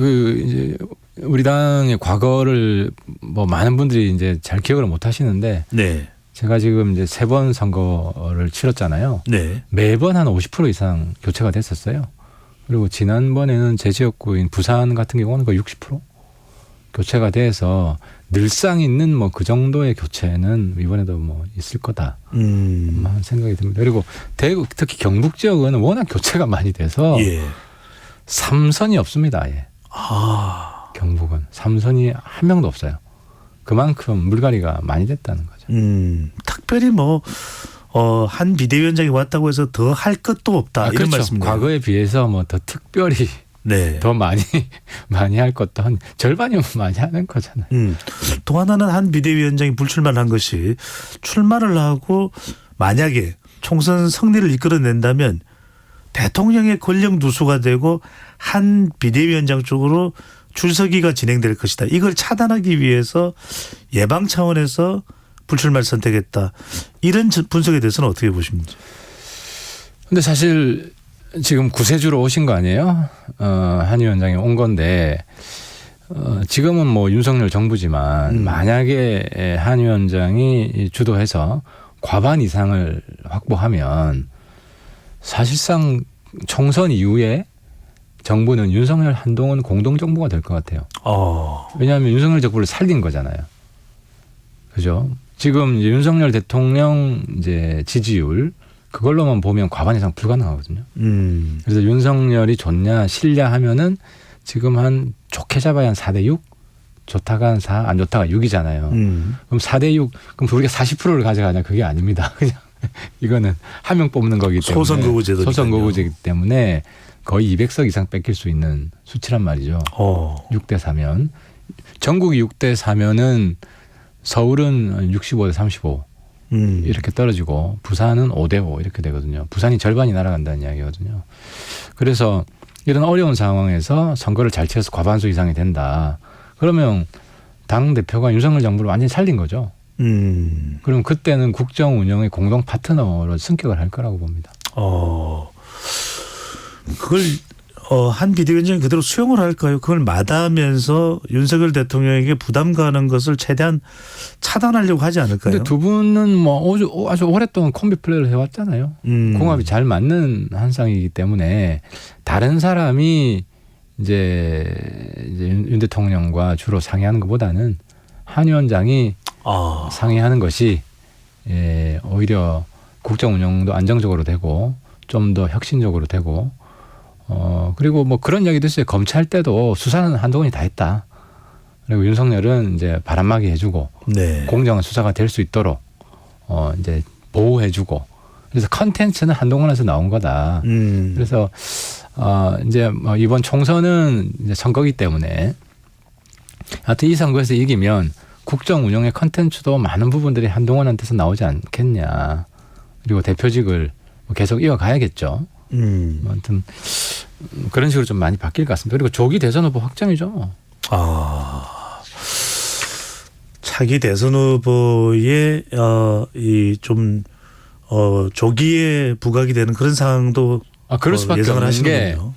그러니까 지금 이제 이 선거가 총선이 윤석열 중간평가냐 아니면은 이재명과 한동훈의 대결이냐 어떤 성격이 메인이 되느냐에 따라서 많이 달라질 겁니다. 어떤 성격이 메인이 될 것 같습니까? 근데 이제 윤석열 대 이재명입니까? 한동훈 대 이재명입니까?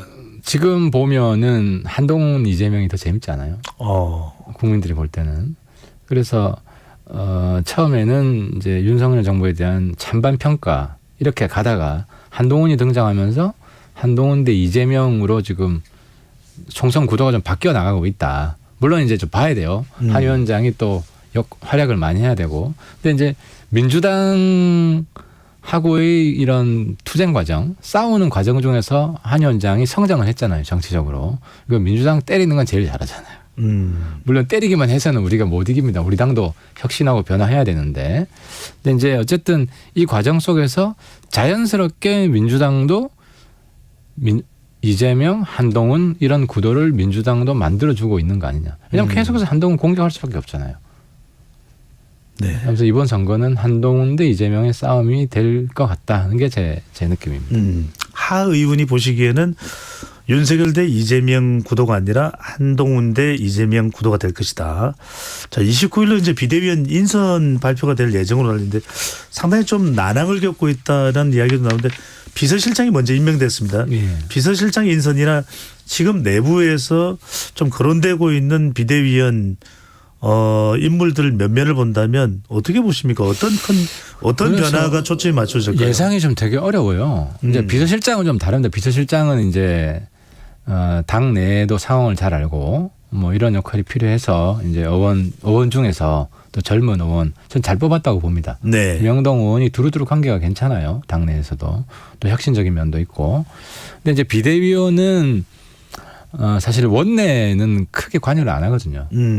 그리고 이제 국민들과 이제 호흡하는 자리고, 그래서 이제 과거 여의도 문법으로 보면 의원들도 몇 명 들어가고 뭐 이런 건데 뭐 그러지 않을 것 같기도 하고, 여의도 문법이 아니라 지금 뭐 국민 문법으로 푼다고 그러니까.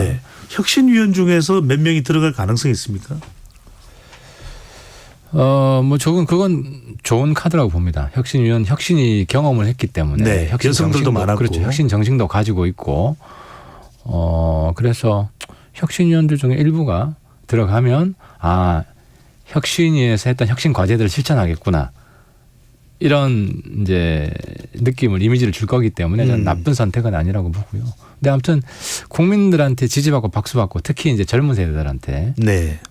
지지를 받을 수 있는 이런 사람들 지금 찾아보고 있는 거 아니냐 하는 생각이 듭니다. 네. 이따가 뭐 이준석 전 대표에 대해서도 얘기하겠지만 지금 천하 용인 중에서 김용태 전 청년 최고위원은 당에 잔류한다는 이야기가 나오는데 혹시라도 김용태 전 최고위원이 비대위원회에 합류할 가능성이 있습니까? 한 위원장이 뭐 연락을 할지는 잘 모르겠어요. 모르겠는데, 근데 이제 이준석 전 대표의 정치 문법은 제가 잘 알잖아요. 네. 이제 그게 이제 세대론인데 한 위원장이 오늘 보면 자기는 세대론에 동의하지 않는다라고 하는 걸 보면 이준석 대표하고는 좀 완전히 다른 결의 정치를 할 것 같고 솔직히 좀 예측이 어려워요. 근데 지금 여의도 그 전문가들 예측이 판판이 맞지 않는 그런 결과가 좀 나오지 않을까 하는 생각이 좀 듭니다. 네. 하태경 의원도 한동훈 비대위원장과 같은 대학을 졸업했는데 물론 이제 학번 차이는 있기 때문에 재학 당시에는 잘 만날 일이 없었을 테고 혹시라도 가끔 뭐 대화를 나눠본 적은 있습니까? 아니요. 개인적 친분은 전혀 없습니다. 네. 자, 이 한동훈 비대위원장이 수락연설에서도 86 청산을 아주 강조했습니다. 예. 자, 이른바 운동권 혐오를 고스란히 드러냈는데 하태경 의원은 대표적인 대한민국의 운동권 출신입니다. 그렇죠. 어떻게 보시는지. 그러니까 이제 나도 586 아니냐. 맞죠. 근데 네. 지금 이제 우리가 비판하는 586은 586 세대 전체를 이야기하는 게 아니고 586 세대도 나름 열심히 살았고 그죠. 우리 대한민국을 전진시키는데 큰 역할을 했죠. 이 세대가. 예. 그리고 우리도 일벌레가 상당히 많아요. 내 친구들 보면. 근데 민주당의 이제 정치꾼 586을 이야기하는 거죠. 이제 민주당 계열의 이제 이분들 특징은 정치를 아주 일찍 시작했고 저는 지금 이제 한 12년 됐는데 이분들은 거의 25년, 30년 일찍 하신 분들은 그러니까 20대 중반부터 이제 학생운동 끝나고 바로 시작을 했죠. 그때 90년대 중반이죠. 네. 했으니까 거의 30년 다 돼가죠 이제. DJ 정권 때 대거 수혈이 됐었고요. 그렇죠. 네. 그때부터 시작을 했으니까. 그래서 근데 이제 이분들 중에 붙고 떨어지고 해서 출마를 한 6번 정도 했잖아요. 특히 대표적으로 송영길 대표 보면 네. 국회의원 몇 번, 3-4번 하고 5선인가요? 구청장 3선. 네. 뭐 아무튼 이제 정치권에 오래 있었죠. 그리고 586도 분화가 좀 많이 됐어요. 지금 이재명 대표 중심으로 보면 이재명 대표 호위무사하는 사람 그리고 이재명 대표는 아니지만 침묵하는 사람, 회색지대에 있는 사람 그리고 이재명 대표의 한가하는 극소수. 예를 들어 지금 원칙과 상식에 보면 김종민 대표적인 운동권이죠. 네. 그리고 이원욱 의원도 이제 범운동권 범위에 좀 들어가고. 근데 이제 다수는 보면 역대 이제 민주당 계열의 당권파에 좀 부안 내화부동했대. 그죠. 영합하는 부안, 이런 게 강하죠. 그래서 항상 좀 자기 원칙이 있느냐, 자기 소신이 있느냐. 그리고 특히 이제 송영길 대표 최근에 하는 모습들 보면 굉장히 안타깝잖아요. 자기 정말 20대 때 초심이 저런 거였나. 네. 그래서 이른바 비호감 혐오 운동권이라서 한 비대위원장이 청산을 강조한다. 약간 특권층이 좀 된 면이 있죠. 네. 항상 정치권 중심에 있고 중심 언저리에 있죠. 또 최고 지도자는 아니고 그리고 권력이 바뀔 때마다 같이 하면서 뭔가 좀 떡고물 계속 얻어먹고 그러니까 이제 일종의 사골곰탕파 계속 우려먹잖아요. 이제 20대 때 학생운동 좀 한 걸 가지고 사골 우려먹듯이 네. 계속 우려먹고 있고 그러면서도 자기 비전이나 자기 소신 없고 특히 최근에 보면 서울의 봄 영화 있잖아요. 네. 그걸 가지고 또 써먹잖아요. 그게 이제 독재 대 민주 프레임이잖아요. 그러니까 윤석열 쪽을 또 검찰 하나회에서 이게 독재자다 이렇게 하는 거 아니에요. 검찰 독재다. 근데 좀 너무 식상하지 않아요? 네. 그러니까 독재 민주 프레임 하나로 계속 사골 우려먹듯이 가고 있는 거예요. 사골곰탕을 이야기하시니까 바로 이제 질문이 넘어가야 될 것 같습니다. 오늘 사골곰탕 메뉴는 있는지 모르겠습니다만 1시간 반 정도 뒤에 이준석 전 대표가 상계동에 있는 그 근처에 뭐 맛집들이 많은 것 같아요. 상계동에 있는 한 식당에서 이제 기자회견을 합니다. 하태경 의원은 이준석 전 대표와 친한 편이신 거죠? 뭐 사실상 가장 가까운 정치적 동지죠. 네. 자, 어떤 내용이 나올까요? 아무도 대동하지 않고 혼자 기자회견에 임한다고 하는데 탈당 및 신당 창당까지 다 발표가 될까요? 그러니까 이준석 대표가 이제 대표가 되고 이제 대통령 만들고 지방선거도 이기고 네. 또 그 뒤에 또 징계가 되고 지금 뭐 탈당해서 신당까지 만들고 제가 속으로 눈물이 나요. 네. 마음이 너무 아프고 계속 잔류할 가능성을 거듭 강조해왔던 것이 하태경 의원이 있고 또 평론가로는 진중권 강원대 특임 교수는 계속 잔류 가능성을 또 거론해 왔었습니다. 그러니까 이제 제가 비주류로 있는 게 굉장히 무기력해지고 잡으려고 내 나름대로 노력했지만 우리 당 주류는 뭐 나가도 상관없다 별거 아니다. 아니면 빨리 나가라. 이런 입장이었잖아요. 그리고 이준석 신당에 대해서 뭐 우리가 의총 한번 연 적도 없고. 네.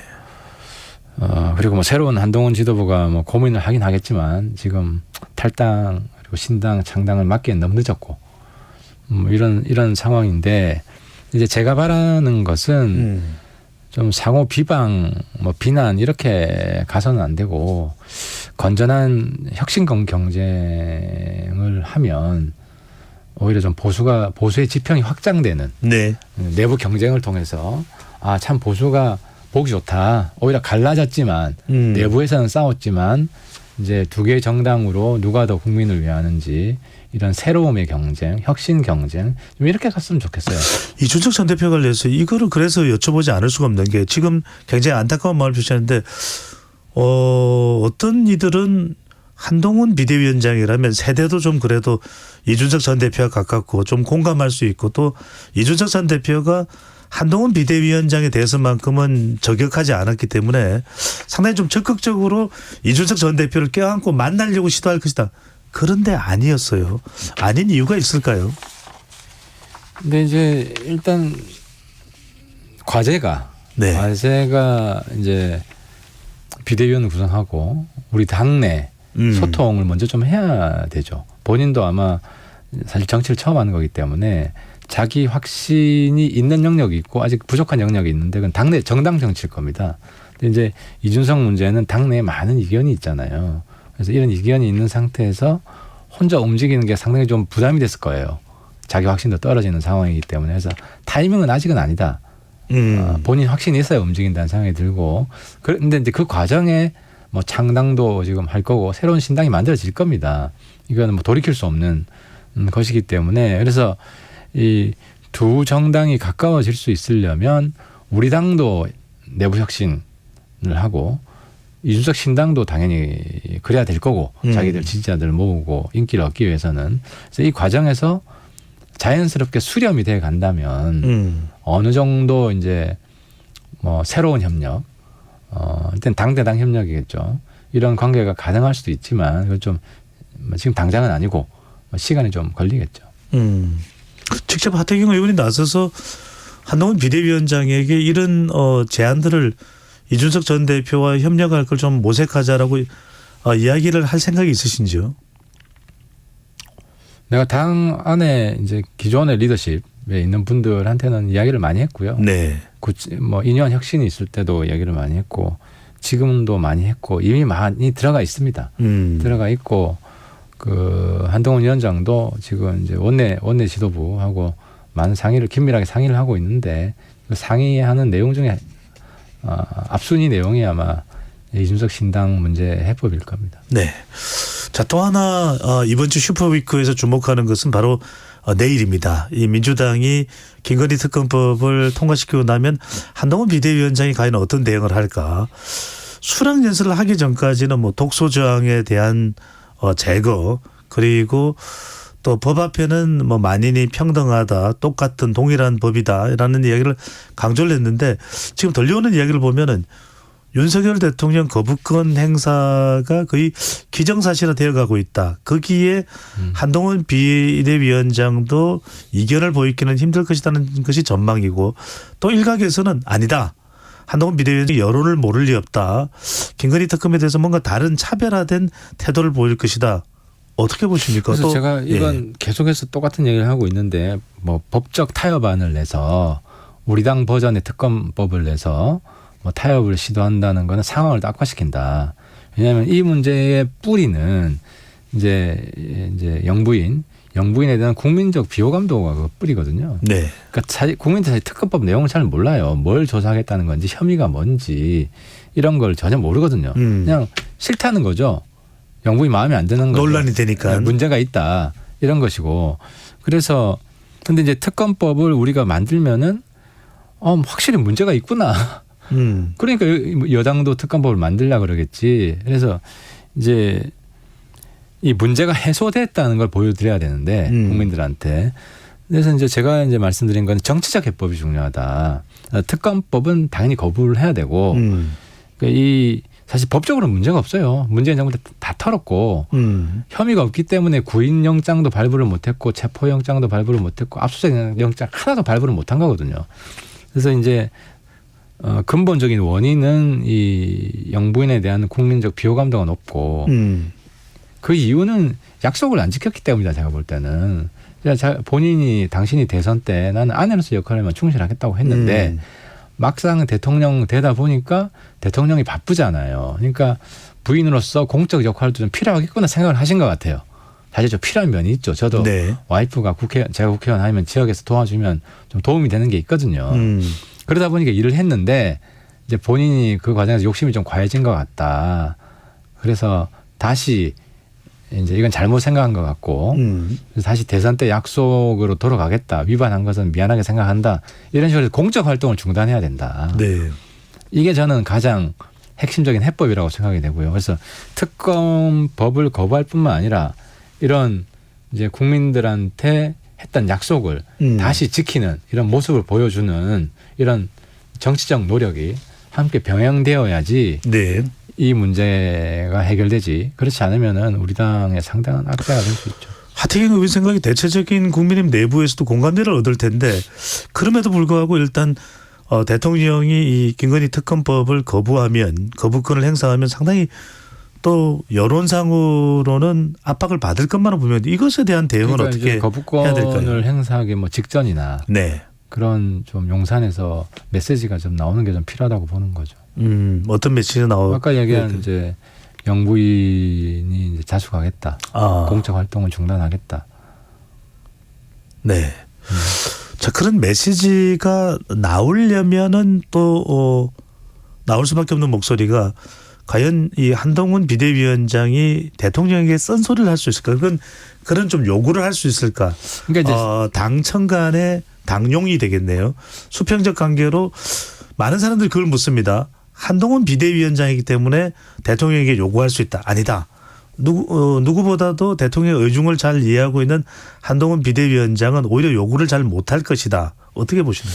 그러니까 이제 자꾸 이제 쓴소리를 할 수 있느냐 없느냐로 언론에서 이제 프레임을 짜는데 네. 중요한 거는 쓴소리 할 수 있느냐가 아니라 쓴소리가 맥히느냐, 쓴소리가 통하느냐. 아니 쓴소리를 했는데 수용을 안 하면 당정 충돌이 되잖아요. 예. 상황이 오히려 새로운 방향으로 악화될 수가 있잖아요. 그래서 네. 이제 제일 중요한 거는 쓴소리가 통하게 하는 건데 저는 그 경험이 둘 사이에 아주 많다. 예를 들어 상사였잖아요. 네. 그러면 모든 상사들이 부하 직원하고 논쟁을 합니다. 이게 맞다 아니다. 그 과정에서 이제 상사가 부하 직원한테 설득 당하기도 하고 부하 직원이 오히려 설득 당하기도 하고 이런 과정을 많이 겪어봤을 거 아닙니까? 그러니까 이제 둘 사이에 대화 경험이 아주 많고 그래서 쓴소리를 맥히게 한 경험이 무수하게 많을 거 아닙니까? 한동훈 위원장한테는. 그러니까 대립각을 세우지 않고도 의견 조율을 이룰 수 있는 사이일 것이다. 뭐 둘이 싸운 적도 있겠죠. 근데 뭐 그런 게 없겠습니까? 저도 사무실에 보좌진들하고 네. 이건 아니야. 뭐 차분히 토론하려고 하지만 뭐 어떨 때는 뭐 열이 오르기도 하고 뭐 이런 거 화를 내시는군요. 뭐 상대적으로 적대요. 다른 방에 비해서는 적다고 하는데 네. 뭐 의견 충돌 항상 있죠. 그래서 쓴소리를 맥히게 하는 거는 가장 잘하는 사람이 한동훈 위원장 아니냐 생각합니다. 한동훈 비대위원장 관련해서 한 가지 정도만 좀 여쭤볼 텐데 추가로요. 사무총장 바뀌게 되는 겁니까? 사무총장은 본인과 가장 가까운 사람이잖아요. 네. 한동훈의 정치 철학을 잘 이해하고 그런 방식으로 당을 운영하는 거기 때문에 한동훈 총장이 누가 될까요? 누가 거론되고 있습니까? 그건 잘 모르겠습니다. 누가 좀 찾고 있을 텐데 또 이제 원내 지도부하고도 상의도 하고 해야 되고. 네. 지금 공천 그렇죠. 공관위원장도 중요한데 지금 하태경 의원께서는 인요한 전 혁신위원장을 추천을 하신 거죠. 저는 뭐 혁신 공천의 메시지는 가장 잘 줄 분이 저는 그분이라고 봅니다. 이게 만약에 받아들여진다면 일약 하태경 의원이 실세로 떠오르게 되나요? 뭐 제가 비대위원장이랑 전혀 가깝지 않기 때문에 네. 그럴 일은 없고. 근데 이제 어쨌든 제가 왜냐하면 한동훈 체제를 성공시켜야 되거든요. 네. 이건 저만의 과제가 아니라 대통령도 마찬가지고. 그래서 한동훈 위원장한테도 뭐 조언도 많이 드리고 네. 그렇게 할 생각입니다. 알겠습니다. 한동훈 비대위원장과 같이 뭐 당구를 칠 생각도 혹시 있으십니까? 그분 당구 치는지 잘 모르겠네요. 네. 알겠습니다. 지금까지 당구 달인 하태경 의원과 정치의 품격 함께했습니다. 잘 들었습니다. 예, 고맙습니다.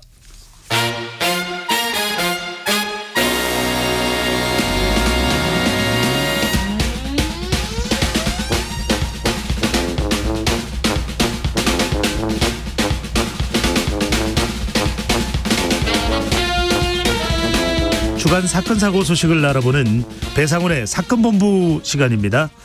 배상훈 프로파일러 나오셨습니다.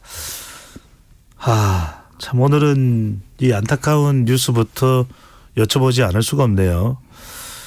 자, 일부 한입뉴스에서도 설명을 드리고 소개를 해드리긴 했는데, 자, 배우 이선균 씨의 이 극단적 선택으로 지금 추정이 되고 있습니다. 번개탄까지도 확인이 됐다고 하는데 결국 이 사건을 어떻게 지금 좀 해석을 해 들어가야 될까요? 예, 일단 명복을 빌고 조의를 피하도록 하겠습니다. 안타깝고요. 일단 첫 번째 부분에 있어서는 아무래도 경찰의 마약 관련된 수사에 불비한 부분을 먼저 지적하지 않을 수 없고요. 지드래곤 같은 경우도 불송치가 됐고요. 증거가 전혀 없습니다. 이성균 씨 같은 경우도 지금 음성으로 나왔습니다. 진술도 지금 흔들리고 있어요. 그런 상태에서 너무 조금 좀 세게 밀어붙인 것이 아닐까. 물론 이제 거짓말 탐지기까지 어제 하자고 했지만은 행간을 좀 읽었어야 된다. 수사진들이. 그러니까 심리적 변화도 읽었어야 되는 거고 우리가 수사에서 진실을 밝히는 것이 중요하지만은 당연히 관련자들의 생명도 보호해야 되는 것이 국가 수사기관의 주요한 책무 중에 하나입니다. 그 부분에 있어서 사실 좀 소홀한 부분이 없었는가에 대한 어떤 자성적인 아니면 점검이 필요할 부분이라고 생각하고요. 그래서 그 부분 때문에 사실은 안타까움이 더 배가 되는 것 같습니다. 네. 물론 그 이성균 씨의 유무죄하고는 별개로 사실 그렇습니다. 이선균 씨의 경우에는 고인이 됐지만 일단 마약 혐의와 관련해서는 음성 판정이 내려졌고요. 또 그 외에 이제 다른 무슨 사건 또 의혹 관련해서 이제 수사를 받던 중인 것으로 확인이 되는데 그럼 이 사건은 어떻게 되는 겁니까? 일단은 마약 관련된 부분은 공소권 없음. 자체가 이제 없는 거죠. 혐의 자체가 사라진 게 아니라 당사자가 사라졌기 때문에 어쨌든 이건 사건 성립이 안 되는 거고요. 공갈 혐의 부분에서는 아무래도 공갈의 주체가 존재하기 때문에 그 부분은 사실은 그 실장 부분은 유지가 될 것 같은 사건 유지가 될 것 같은데 아무래도 당사자가 사라진 상태에서는 사건의 기소 이 부분에서 분명히 기소는 되겠지만은 사실은 여러 가지 면에서 좀 어려운 부분이 있겠죠. 네, 그렇군요. 앞으로 좀 이 관련해서는 더 또 조사가 되고 브리핑이 나오겠죠, 경찰에서요. 명확히 경찰에서는 이 부분에 대한 명확히 브리핑을 해야 될 겁니다. 네. 입장이 있을 거라고 생각합니다. 알겠습니다. 자, 관련해서는 또 관련된 내용이 나오는 대로 다음 주에라도 또 사건 본부 시간에서 소개를 해드리도록 하고요. 자, 지난번에 개탄에 맞지 않았던 바로 경복궁 담장에 낙서를 했던 그 사건입니다. 10대 청소년들에게 낙서하라고 한 교사범 추적에 나서고 있는데, 자, 누가 교사를 한 거고 교사범도 반드시 잡아야 될 텐데 관련 수사 좀 진전이 있습니까? 지금 열흘 11일이 지났습니다. 그러니까 지금 16일부터 시작하면은요. 일단 실행자는 17세, 16세 청소년들인데 불구속 상태입니다. 근데 이를 교사한 텔레그램으로 교사했던 20대의 이 팀장 혹은 김 실장이라는 자가 있을 거라고 추정이 되고요. 네. 한 사람이 아닌 것 같습니다. 그러니까 이 팀장이라고 하는 어떤 교사범이 누구를 데리고 있다라고 하는 것이 지금 언론에 나오고 있는 거죠. 그것은 17세의 어떤 그 청소년의 휴대폰 포렌식을 통해 나타나는 겁니다. 더 심각하게 보는 것은 경복궁 영추문 현장에도 있었을 가능성이 있다. 즉 말하자면은 교사를 해놓고 그것이 제대로 낙서가 됐는지를 확인하고 했던 현장에도 확인했을 가능성이 지금 여러 언론에서 보도되고 있습니다. 그런데도 지금 아직 추적 중입니다. 꼬리도 못 잡은 상태고 어제 언론 나온 거 보면 대구 지하철에도 시도를 했다라고 하는 보도가 나오고 있습니다. 그러니까 네. 여러 공간에서 여러 방면에서 여러 장소에 대한 이런 형태의 낙서 테러를 사주했을 가능성이 있습니다. 여러 사람들에게 교사했다, 사주했다, 프로파일러의 어떤 심리 추적에 근거한다면 도대체 어떤 사람들입니까? 일단 넓게 보는 반달리즘 범죄라고 볼 수 있겠지만 조금 더 넓게 보는 것은 영화 사이트 같은 경우를 홍보한다고 하는데 그게 주 목적이었을까? 아니면은 일정의 사회적 혼란을 반사회적 행위의 일환으로서 일종의 노이즈 마케팅을 겸한 일환으로서 행위가 심리적으로 그런 연관 붙은 것이 아닐까라는 두 가지를 같이 봐야 될 거라고 봅니다. 처음에는 그냥 단순한 반달리즘, 문화재 파괴 행위 정도로 봤는데 지금은 그거 이상으로 좀 여러 행위가 나타나고 있어 갖고 그 부분도 우리 경찰에서 명확히 추적해야 될 것 같습니다. 네. 낚시를 대신 한 그 어린 10대 이 청소년들이 어떤 보상을 받고 그 일을 했는지는 모르겠지만 절대 있어서는 안 될 일로 보입니다. 자, 이게 스토킹이라는 것이 누군가를 상대방의 불안감을 조장시키면서 쫓아다니고 하는 것인데, 자, 스토킹 처벌법이 피해자를 충분히 보호하고 있지 못하다, 이런 연구 결과가 나왔네요. 예, 이 연구 결과는 경찰대학에 있는 치안정책연구소라는 데서 나온 결과입니다. 네. 사실은 이런 치안 관련 정책은 과거에는 형사법무정책연구원에서 주로 나왔는데요. 경찰청에서는 이런 연구 역량을 강화하기 위해서 치안정책연구소의 연구 역량을 강화하고 있습니다. 거기서 각각의 사안에 대해서 이제 분석하고 이런 부분에 대해서 이제 치안정책에 도움을 주기로 했는데요. 지금 우리가 가지고 있는 스토킹 처벌법 방지법 상에 긴급 응급조치가 강제력이 부족하다는 지적이 나오고 있습니다. 긴급 응급조치라고 하는 건 이런 겁니다. 당신 100m 이상 접근하면 안 돼? 당신 이 문자 같은 거 보내면 안 돼? 이렇게 하는 겁니다. 만약 그걸 어길 경우 과태료 1,000만 원 이하의 과태료. 이건 과태료입니다. 형사적인 처벌이 아닙니다. 전과가 아닌 경우죠. 그런데 지금 스토킹하는 사람이 이 1,000만 원이라든가 이 과태료가 무서워 갖고 그걸 안 할 것이냐? 그렇지 않다는 겁니다. 오히려 이런 부분들이 너무 약한 것이 아니냐. 또한 잠정 조치라고 하는 것은 이른바 한 1개월 정도라든가 접근 금지라든가 이제 유치장 같은 데 구금하는 건데, 한 달 정도 구금한다고 해서 그 스토킹에 대한 폭력적 심리가 줄어들 것이냐. 그렇지 않다는 거죠. 그러니까 실제 스토킹 범죄자의 심리를 정확히 파악하고 벌을 만든 것이 아니라 그냥 현실에 있는 어떤 구금 수단이라든가 수단을 갖다가 붙인 정도가 아니냐라고 하는 것이 경찰대 치안정책연구소의 연구 결과죠. 현실성이 많이 부족하다. 그러니까 피해자 입장에서 현실적인 대안이 되지 못한다라고 하는 것이 이 결과입니다. 배 프로파일러께서 굉장히 중요한 말씀을 해주셨습니다. 그러면은 과연 처벌 강화하는 것이 이 근본적인 해결책이 될지, 아니면 말 그대로 이렇게 스토킹을 하지 말라 하는데도 저지르는 사람들에 대해서 뭘 어떻게 해야 그 생각을 좀 사라지게 만들 수 있을지 어떻게 해야 됩니까? 보통 스토킹에 대한 심리가 사라지게 되는 건 한 15개월 정도로 갑니다. 1년 한 3개월 정도 지나면 그게 사라진다고 하는데 그러니까 보통 1개월은 너무 짧죠. 뭐 몇 개 더 붙인다고 하더라도 3개월 정도에 지나지 않습니다. 그러니까 가장 스토킹 심리가 가장 높은 상태에서 풀어져 버린다는 겁니다. 그러면은 이 잠정 조치라든가 이런 것들 기간을 좀 늘리는 방향이 먼저 돼야 될 것이고 또 하나는 가해자한테 이제 스토킹 가해자이나 피해자한테 여러 가지 기기를 같이 하게 함으로써 접근하면 사실 신호가 울릴 수 있는 스스로 보호할 수 있는 기계적인 형태의 업그레이드가 필요한 것이 아니냐. 지금은 그런 것도 아닌 상태이거든요. 그러니까 조금 더 기계적인 도움을 받아야 되고 또 하나는 뭐냐면은 이 스토킹 법상에 전담 경찰관과 전담 검사를 두도록 합니다. 근데 실제로 우리 경찰이나 우리 검찰에서는 그런 전담 경찰이나 검사가 거의 없다고 봐도 무방합니다. 그것만 전담하는 사람은 거의 없습니다. 즉 말하자면 아직 우리의 수사사법기관이 스토킹을 단일화하는 범죄로서 대응하는데 아직 불비한 부분이 존재한다. 이것이 완비가 돼야 되고 어느 정도 좀 대비가 돼야 되고 그들로한테 이런 형태의 어떤 잠정 조치에 대한 평가라든가 이런 것들을 할 수 있게끔 전담 인력이 필요한 것이 아닐까라는 생각이 듭니다. 이게 정말 무서운 게 스토킹에 완전히 매몰되어 있는 가해자인 경우에는 보통 이제 남성이 여성에게 해당되겠죠. 빗물 하수관을 올라타고 2층 3층으로 막 올라가기도 하더라고요. 물불 안 가립니다. 자기가 다치는 거 신경 안 씁니다. 그러니까 자기가 뭐 그냥 크게 다친다는 거 신경 안 쓰고 막 3층도 뛰어다니고 막 하고요. 성별도 사실 무방합니다. 오히려 남성 가해자도 있지만 여성 가해자도 많습니다.